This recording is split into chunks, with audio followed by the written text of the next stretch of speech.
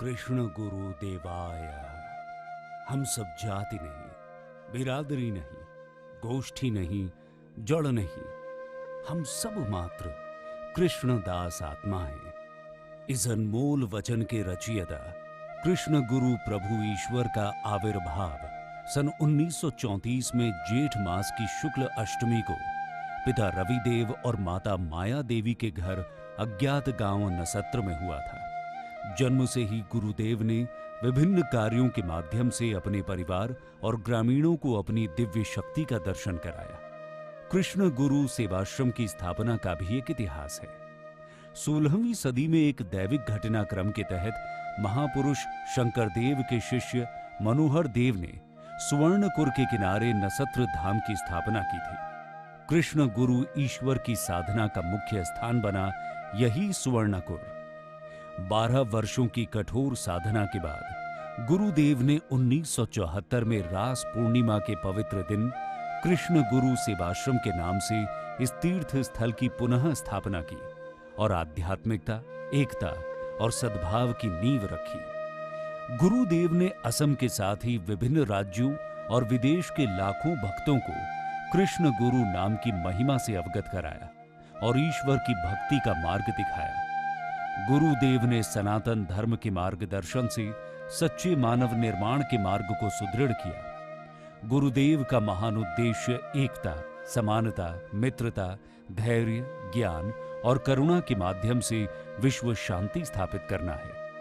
कृष्ण गुरु सेवाश्रम सिर्फ 3 कट्ठा भूमि पर शुरू हुआ, जो लोक कल्याण के कार्य करते हुए आज 300 बीघे के क्षेत्र में विस्तारित हो गया है। ये सेवाश्रम अब लाखों भक्तों के योगदान से एक विश्व प्रसिद्ध संस्था बन चुकी है, जो समाज में ज्ञान और आध्यात्म का प्रकाश फैला रही है। कृष्ण गुरु सेवाश्रम में अलका गंगा तालाब, विशाल कीर्तन घर, चरण चिन्ह मठ, कृष्ण धाम, शरण घर, अनंत शैया मठ, अक्षय दीपक और गुरु आसन आदि सम्मिलित हैं।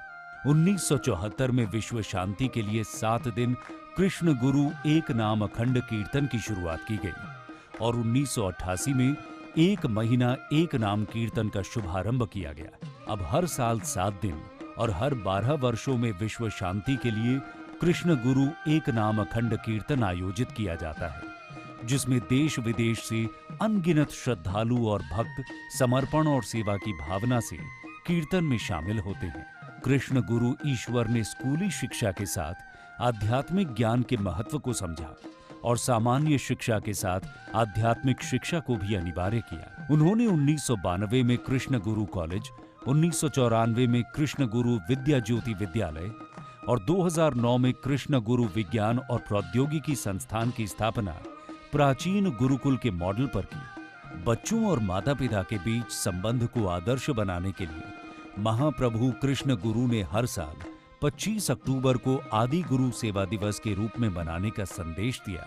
कला, विज्ञान और वाणिज्य पाठ्यक्रम के साथ ही साथ कौशल विकास, अनुसंधान और व्यावहारिक शिक्षा को मिलाकर कृष्ण गुरु आध्यात्मिक विश्वविद्यालय की स्थापना की गई है। कृष्ण गुरु ईश्वर कहते हैं कि आध्यात्मिक ज्ञान व्यक्ति को संयमी और दीर्घायु बनाता है। आध्यात्मिक ज्ञान मनुष्य को एकात्म बोध कराता है।